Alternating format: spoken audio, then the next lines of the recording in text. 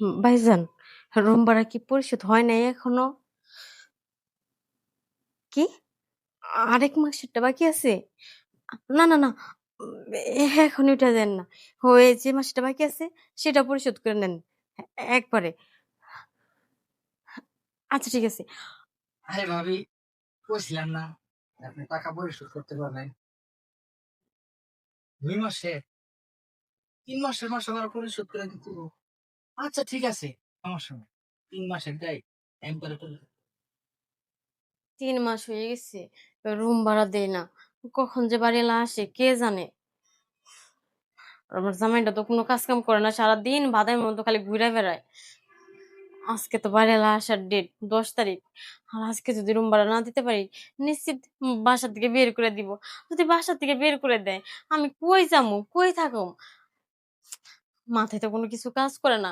ঘরে তো এরকম জিনিসপত্র নাই যে বিক্রি করে তারে পরিশোধ করে দিমু। ভাবি, আয় ভাবি, এই তো মনে হয় বাড়িওয়ালার ছেলের কণ্ঠ পাওয়া যায়। হ্যাঁ ভাইজান, এই দরজা খুলেন তো। ভাইজান ধাক্কা দেন, দরজা খোলাই আছে। আচ্ছা ঠিক আছে।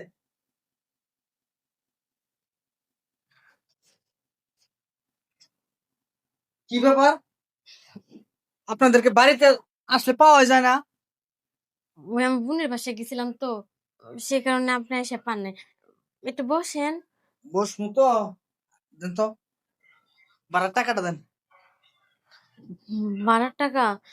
হ্যাঁ দিমু। ওই যে আমার স্বামী না, হ্যাঁ হচ্ছে বেতন হয় নাই। বেতন ২০ তারিখে, তো বেতন হইলে দিয়ে দিমু।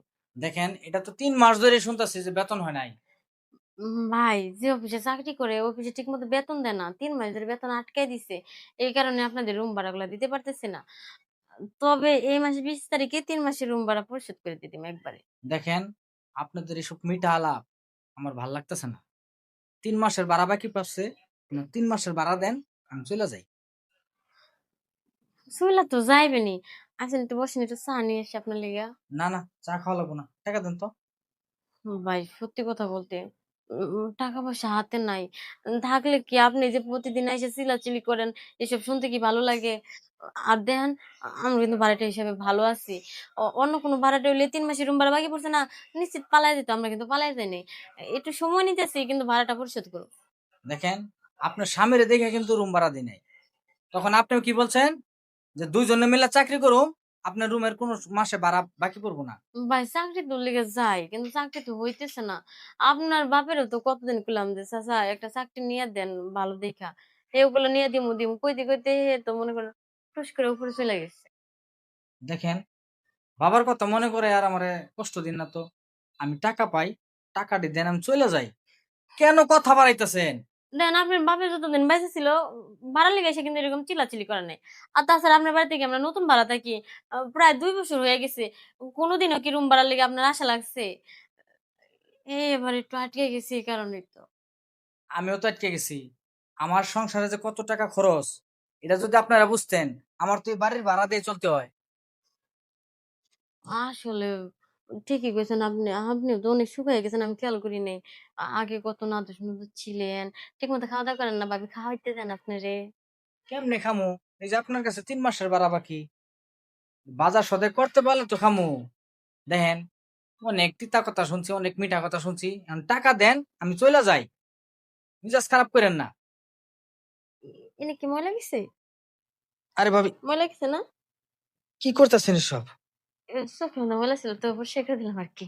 আরে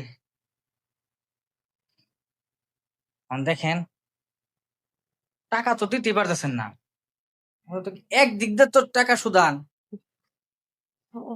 আমি তো এই কথাই কই। একদিক দিয়ে না একদিক দিয়ে পরিশোধ তো করাই লাগবো। তা আপনি কোন দিক দিয়ে পরিশোধ করবেন? এই যে আপনার যে সুন্দর জিনিসগুলো দেখলাম, আহ, আমার একটু আদর ভালোবাসা দিলে হইব। খালি রুম ভাড়া কি মাপ হইব? মা, আগে দেখি কেমন সেবা যত্ন করেন আমার। না, তা লইব না। আপনার সেবা যত্ন ভালো করলে তো পরে কইবেন যে সেবা যত্ন ভালো লাগে নাই। পরে কইবেন যে মাফ করুম না। তাহলে অযথা মনে করেন যে আমি কিসের জন্য সেবা যত্ন করতে যাবো। আর আপনি যদি কন যে একটা রিস্ক নিলাম, সেবা যত্ন যেমন খুশি তেমনই হোক, আরে রুম ভাড়াটা পরিশোধ। হয়ে আমি যাবে। জানি ভাবি আপনি ঠিক মতো সেবা দিতে পারবেন, আর সেবা দিয়া রুমের ভাড়াটা পরিশোধ করতে পারবেন। তাহলে আসেন রুমের ভাড়াটা পরিশোধ করি। দেখেন, আজকে কিন্তু সেবা দেওয়ার এই ৩ মাসের বাসা ভাড়া পরিশোধ করতেছেন। এরপরে যদি মনে হয় যে আর বাসা ভাড়া বাজে, তখন কিন্তু আর এই সেবা দেয়া বাসা ভাড়া নিব না। পরেরটা পরে দেখেন, আগে ৩ মাস এটা পরিশোধ ভাইজান, রুম ভাড়া কি পরিশোধ হয় নাই এখনো? কি? আরেক মাসেরটা বাকি আছে? না, না, না। এখন ওইটা দেন না। ওই যে মাসটা বাকি আছে সেটা পরিশোধ করে নেন। একবারে। আচ্ছা ঠিক আছে। আরে ভাবি, কইছিলাম না যে আপনি টাকা পরিশোধ করতে পারবেন ২ মাসে। ৩ মাসের বাসা ভাড়া পরিশোধ করে দিতে হবে। আচ্ছা ঠিক আছে, সমস্যা নেই। ৩ মাসের টাই একবারে করে দেব।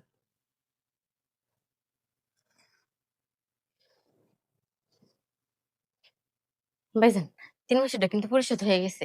আর কিন্তু রুম ভাড়া লিগে আইবেন না। দেখেন ভাবি, ৩ মাসের রুম ভাড়া কিন্তু পরিশোধ করে দিলাম। নতুন করে কিন্তু আর ভাড়া বাকি ফেলাইন না।